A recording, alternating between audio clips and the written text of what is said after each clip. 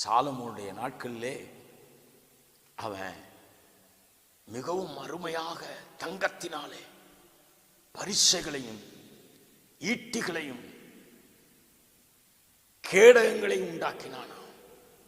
1 ராஜாக்களின் புஸ்தகம் 10ஆம் அதிகாரம் 16, 17 நீங்கள் இவைகளை வாசிக்க முடியும். அதே 1 ராஜாக்களின் புஸ்தகம் 14ஆம் அதிகாரத்தில் வரும் பொழுது சாலமோன் காலத்திற்கு பின்பாக அவனுடைய குமாரன் ரெகோபெயாம் ஆட்சி பீடத்துக்கு ஏறினான். அவன் ஆண்டவரை உண்மையா தேடல, பரிசுத்தமா வாழல, முதியோர்களுடைய பேச்சை கேட்கல. அவன் இஷ்டம் போல வாழ்ந்து கொண்டிருந்தான். நானே ராஜா, நானே மந்திரி என்று சொல்லி அவன் வாழ்ந்து கொண்டிருந்தான். இப்படிப்பட்ட காலத்தில் தான் சீசாக் என்று சொல்லுகின்ற ஒரு ராஜா கடந்து வந்தான். கடந்து வந்து சாலமோன் செய்வித்த பரிசைகள், ஈட்டிகள், கேடகங்கள் அத்தனை பொருட்களையும் அவன் கொள்ளையடித்து போய்விட்டான். எவ்வளவு பரிதாபம் என்று பாருங்கள். தங்கத்தினாலே செய்த பரிசைகள், தங்கத்தினாலே செய்த கேடகங்கள், தங்கத்தினாலே செய்த அத்தனை பொருட்களையும் எடுத்துக்கொண்டு போய்விட்டான். இதே போலதான் கர்த்தர் நமக்கு ஆரம்பத்திலே கொடுத்த ஒன்று, அது ராஜரிகமான பரிசுத்தம், ராஜரிகமான விசுவாசம், ராஜரிகமான உண்மை. அவர் ஆரம்பத்தில் கொடுத்த எல்லாமே ராஜரிகமான ஒன்று. அவர் சம்பாதித்த எல்லாமே ராஜரிகமான ஒன்று. ஆனால் அவர் கொடுத்தவைகளை இன்றைக்கு அநேகர் இழந்து போனவர்களாக இருக்கிறார்கள். இன்றைக்கு சாலமோன் செய்வித்ததை இழந்து போன ரெகோபெயாமை போலவே இன்றைக்கு அநேகருடைய வாழ்க்கையிலே நாம் வாழ்ந்து கொண்டிருக்கிறவர்களாக இருக்கின்றோம்.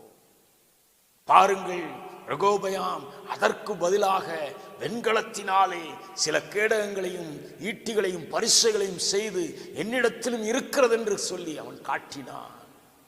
வெண்கலமானது தங்கத்தை போல பளபளன்னு மின்னினாலும் கூட அது தங்கம் அல்ல. தேவன் விரும்புவதெல்லாம் ராஜரிகமான பொன்னைத்தான் விரும்புகிறாரே ஒழிய அந்த வெண்கலத்தை அல்ல. வெண்கலம் என்று சொல்லக்கூடிய ஒன்று அது ஓசை மாத்திரம் இடுகின்ற ஒன்றாக இருக்கின்றது. அது எதை காட்டுகிறது என்றால் மாய்மாலத்தை காட்டுகிறது. இன்றைக்கு உங்களுடைய வாழ்க்கையிலே உண்மையான பரிசுத்தத்தோடு கூட வாழ்கிறீர்களா? உண்மையான விசுவாசத்தோடு கூட வாழ்கிறீர்களா? உண்மையாகத்தான் நீங்கள் ஜீவித்துக் கொண்டிருக்கிறீர்களா? உத்தமமாகத்தான் நீங்கள் வாழ்ந்து கொண்டிருக்கிறீர்களா? உத்தமமாகத்தான் கர்த்தரை நீங்கள் பின்பற்றுகிறீர்களா என்று யோசித்து பாருங்கள். இல்லை என்றால் தேவனுடைய சமூகத்தில் விழுந்து கெஞ்சுங்கள். ஆண்டவரே, என்னை நீ மன்னிக்க வேண்டும். ஆதியில் இருந்த அன்பை நான் இழந்து போனேன். ஆதியில் இருந்த பரிசுத்தத்தை இழந்து போனேன். ஆதியில் இருந்த உண்மையை இழந்து போனேன்.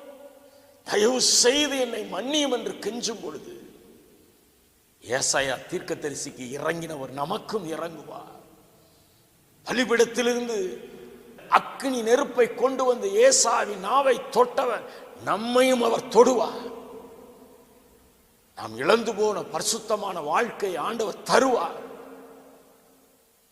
வாலிபனே, வாலிப சகோதரியே, உன் வாழ்க்கையிலே நீ இன்றைக்கு பரிசுத்தத்தை இழந்து போய் ஆரம்பத்தில் கொண்டிருந்த ஆண்டவர் மேலே வைத்திருந்த அன்பை இழந்து போய் இன்றைக்கு குளிர்ந்து போன ஒரு நிலைமையிலே நீ இருப்பாய் என்றால் எச்சரிப்பின் வார்த்தைகள் உன்னை கடந்து வருகின்றது. நீ ராஜரிகமான பொன்னாக உன்னை மாற்றுவதற்கு தேவன் விரும்புகின்றார். நீ வெண்கலமாக அல்ல, ஏதோ நடித்துக் கொண்டிருக்கிறவனாக அல்ல. உன்னை தேவனாய கர்த்தர் தனக்கென்று பரிசுத்தமான ராஜரிக ஆசாரிய கூட்டமாக மாற்றும்படியாய் விரும்புகின்றார்.